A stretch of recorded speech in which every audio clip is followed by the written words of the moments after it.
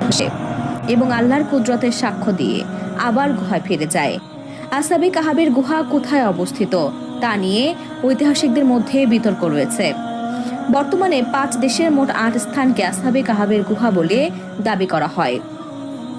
দেশ 5টি হল জর্দান, আজারবাইজান, তুরস্ক, চীন ও তিউনিসিয়া। এর মধ্যে তুরস্কের সর্বাধিক 4 স্থানকে আসহাবে কাহাবের গুহা দাবি করা হয়। তবে ইমাম তহাবি রহিমাহুল্লাহি আব্দুল্লাহ ইবনে আব্বাস রাদিয়াল্লাহু তাআলা আনহু এর সূত্রে বর্ণনা করেন, আসহাবে কাহাবের গুহা আকাবা সাগরের কাছে তথা জর্দানে অবস্থিত। তারা যখন গুহায় প্রবেশ করে তারা দেখতে পায় এর ভেতরে রয়েছে আলাদা একটি দুনিয়া। প্রথমত তাদের চোখে পড়ে বিশাল একটি নদীপথ বা খালের মতো জলাশয়।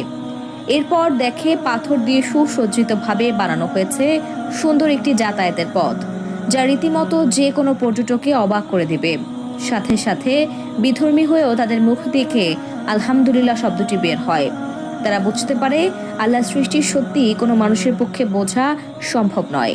তাই তারা গুহার ভেতরে যা কিছু দেখেছে অল্প করে সকলের সামনে প্রকাশ করেছে। যদিও গুহার ভেতরে কি দেখেছে তা কারো কাছে প্রকাশ করেনি। তারা শুধু এতটুকু বলেছে, আল্লাহ সৃষ্টি বোঝা সত্যি অনেক কঠিন। তিনি শ্রেষ্ঠ, তিনি স্রষ্টা।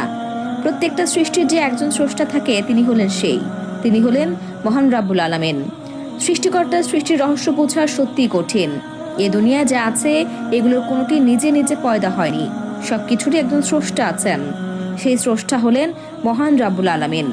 তিনি সমগ্র বিশ্বজাহানের একমাত্র সৃষ্টিকর্তা। সব সৃষ্টির মাঝে মানুষ হচ্ছে সবচেয়ে সুন্দর, সর্বাপেক্ষা জ্ঞানী ও বুদ্ধিমান এবং সবচেয়ে মর্যাদার অধিকারী।